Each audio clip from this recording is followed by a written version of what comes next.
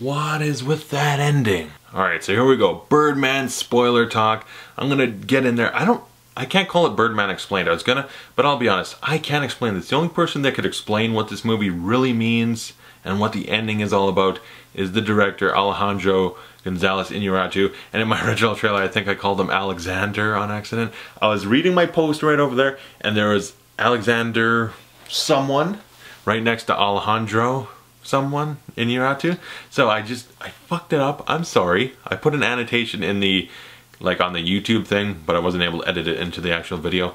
My bad. I apologize. The guy's like one of the best directors working right now, and I fucked up his name. So let's talk about Birdman. I cannot emphasize this enough. If you haven't seen the movie, don't watch this. Go see the movie. And if you need to hear a review, just watch my non-spoiler review, then come back, check this out, because this is serious spoiler talk.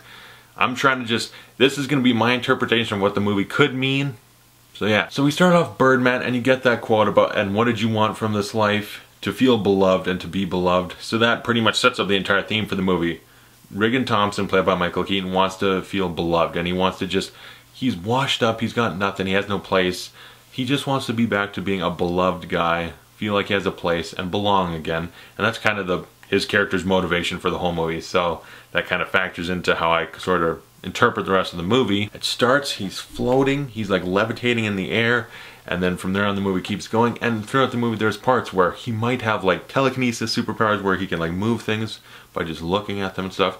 And is that real, or is that in his head? We're not necessarily ever given a definitive answer, and also the writers and director kind of said, we don't really want to, we want to leave it up sort of.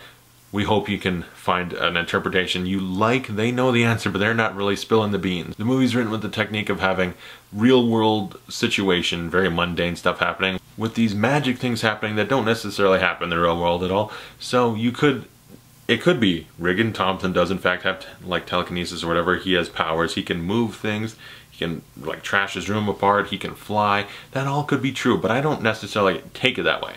Does he possibly have the power to like wreck his room? He could, but at the same time, he could just as easily be imagining doing that and just trashing the shit out of his place and all that. And the beginning where he's looking up at the light, it falls, hits the guy, he says, I did that.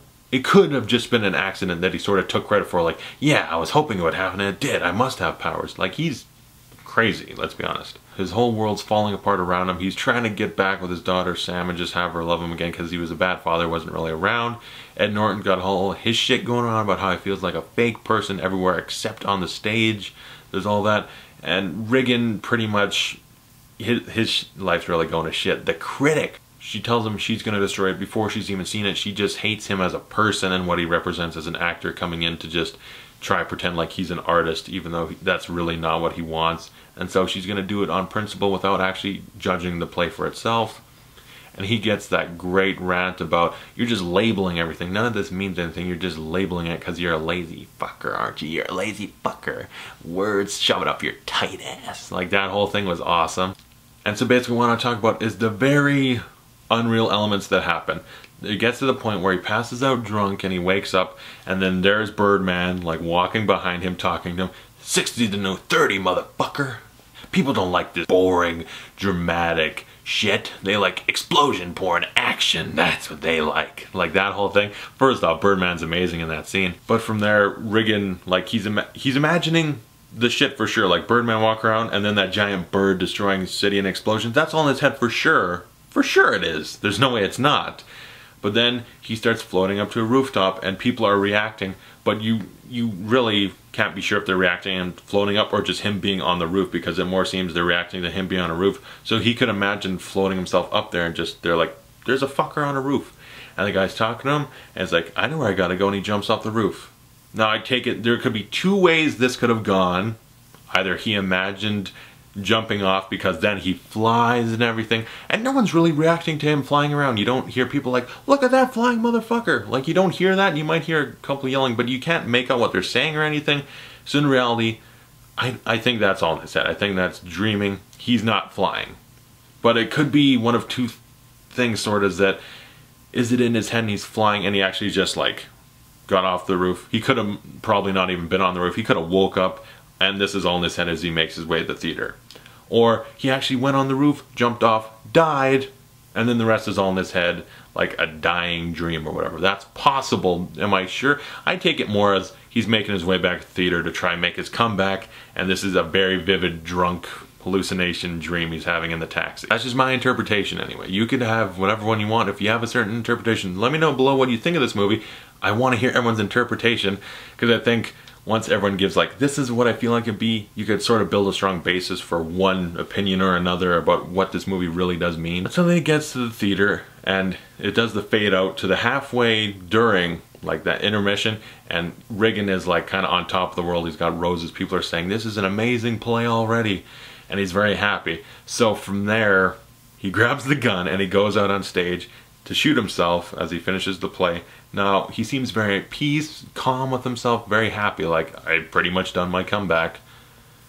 And he shoots himself and blows the nose off his face when he wakes up in the hospital. Now, again, this could be interpreted two ways, sort of. It's just, yes, take it for face value. He did try to shoot himself. Did he try to kill himself or what? I don't know. Shot the nose off his face, and then everyone bought it as real, applauded, fade into the hospital for the movie to continue.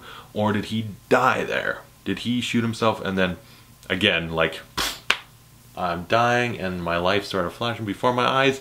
Because you're seeing like the jellyfish and the band playing on stage with Spider-Man there, and Optimus Prime and Iron Man punching each other and stuff. So this could all be flashing before his eyes, and he died, and then like the last scene in the movie is all in his head. Again, it's how do you interpret it, what works best for you. Another thing, earlier, like a little earlier before that, you get the story where he tried to drown himself after he cheated on his wife, and the jellyfish story where they were stinging him. And when you see the jellyfish, that for me means symbolizing that his comeback is complete, people love him again, and the jellyfish sort of represent the pain he was suffering as like being a nobody and everyone hating him and nobody loves him, he wasn't beloved. Jellyfish, the pain in his life, and the jellyfish are like washed up on shore dead, representing all the pain in his life is gone. So that could be, yes, come back, successful, or just, I'm dying, it's all in my head, I'm at peace.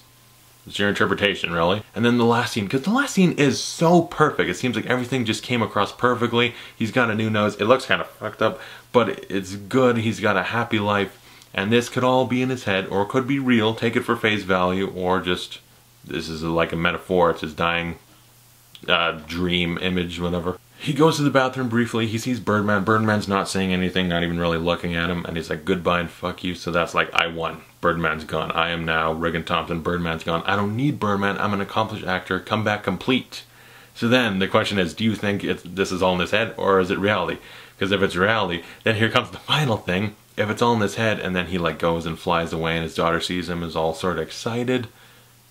Is that in his head? Is that like the happy ending? Like, I made it, I'm dying right now because I shot myself in the head, but this is the happy ending, let me fly away to heaven.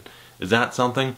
Or is it like reality? Yes, I made a comeback, everything actually worked out perfectly, and now I'm going to use all my superpowers I have. I'm going to go flying, and Sam's like, holy shit, Dad's got superpowers. Like, what do you take that for? Like, how do you interpret this ending and these scenes? Because for me, it's like 3 different times where he could either be dead, or it could be in his head.